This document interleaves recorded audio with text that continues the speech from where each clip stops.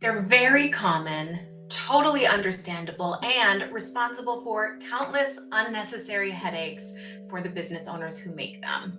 We're talking about 3 web design mistakes that might be costing you your hard-earned money. But first, if you're new here, hi, I'm Michaela Bucchianeri, psychologist turned copy coach for health and wellness professionals. And I help you bring more of your in-person magic to your online presence, attracting your dream clients, patients, and customers with words that connect. So if that sounds good to you, please subscribe for new videos each week. Disclaimer, I am not a web designer myself, although I've certainly worked on my fair share of wellness websites. And so as always, I'm going to share links and resources below, and I encourage you to follow up and do your own research to make the best decision for you.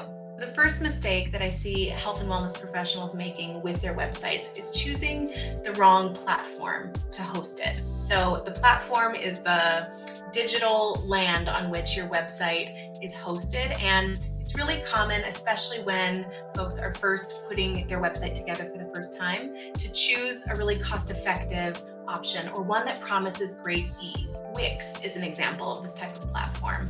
It's usually very cost effective, at least in terms of the upfront costs, and it promises to streamline the process of getting your website up and running. And in many ways, it delivers on these promises.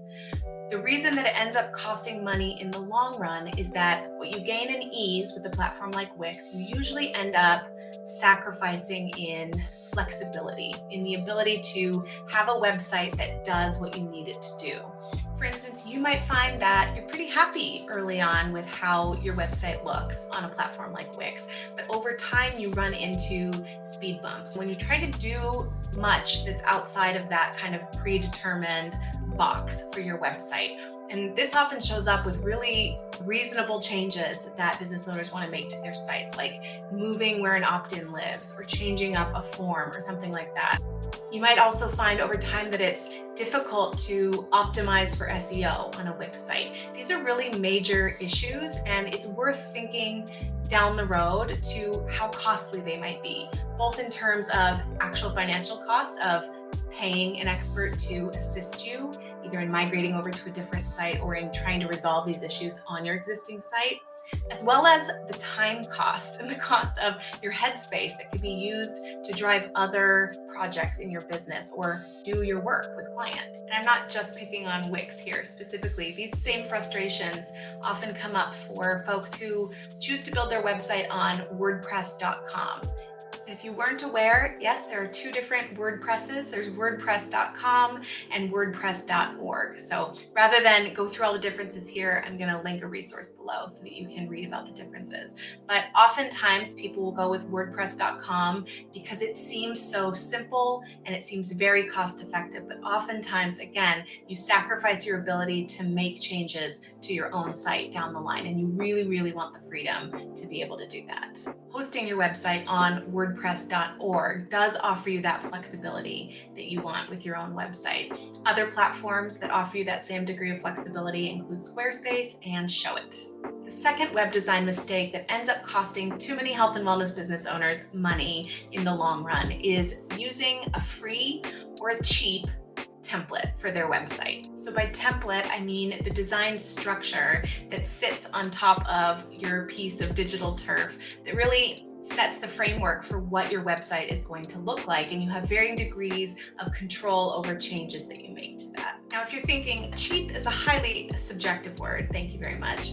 I totally agree with you. And I want to caution you that when it comes to website templates, it often is you get what you pay for kind of deal, especially if you've just paid for your hosting for your website and you have other upfront costs in your business. It's very common to seek out the most economical, cost-effective option for a template to get you started. The problem is that when you purchase a template that was not professionally designed or was not designed with businesses like yours in mind, over time you might find that there's a ceiling on how good your website can actually look, how clean, how professional, how responsive. So it's very common for business owners to try a zillion different hacks and strategies to wrangle what they need out of, frankly, a template that was never going to get the job done. And a real emotional cost is that this can undermine your own confidence and your own sense of self-efficacy in your business. Often, the business owners that I work with in my programs and one-on-one will share that they just didn't do a good job with their website, or their website is ugly and they don't know what to do about it. And they really talk about it like it's a reflection on their talents when they didn't train to be web designers. Anyway, I hear that all the time and it's such a shame. It's also such a shame that many of those people get completely fed up, burnt out, trying to monkey around with their website template, that they end up doing a complete 180 and outsourcing the entire thing and splashing out on a custom design. Which leads me to mistake number 3, paying for a custom designed website too soon. And by too soon, I mean before you can reasonably afford it, before you've had the experience of working on your website a bit on the back end, just to get basic understanding of what it takes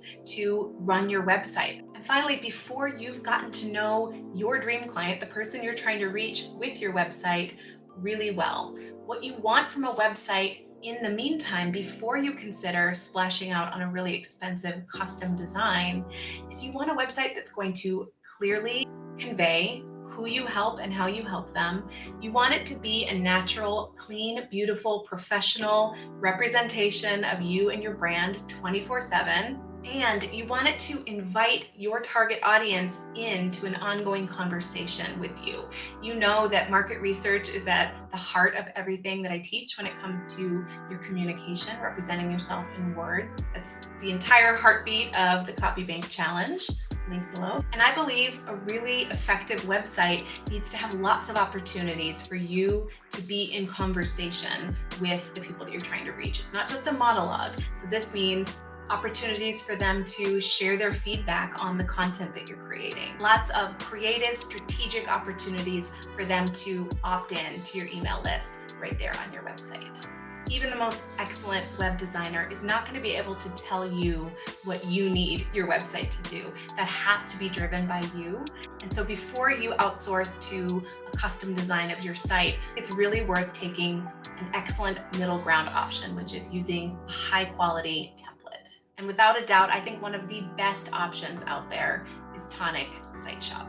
Tonic creates some of the most beautiful and hardest working website templates that money can buy. They really walk the talk when it comes to all the strategic parts and pieces that a website needs. Their customer support is unparalleled. You will never be alone as you get in there and start playing around with their templates. And their customer showcase is testament to just how flexible these templates are. Just look at some of the ways real business owners are using these templates and really bringing them to life in their own business. I am a proud Tonic affiliate. I send copy clients there all the time, and I'm thrilled to share, if you purchase a Tonic template this week using my affiliate link below, you can save 20%. My friend, if you're sitting there thinking, I've made one of these mistakes, I've made several of them. First of all, you are in good company. I told you these are some of the most common web design mistakes that I see. So much of business ownership comes through trial and error. We don't know until we get in there and start making some mistakes. That's like how I've learned to do anything ever. Lots of mistake making. The great news is that there are fixes for these mistakes. There's always a better option, something that can move you closer to your goals in business. I'd love to know, what has your experience been like when it comes to web design? Have you made any of these mistakes? Are there mistakes that I have missed? Let me know. I'd love to hear from you, and thanks so much for being here.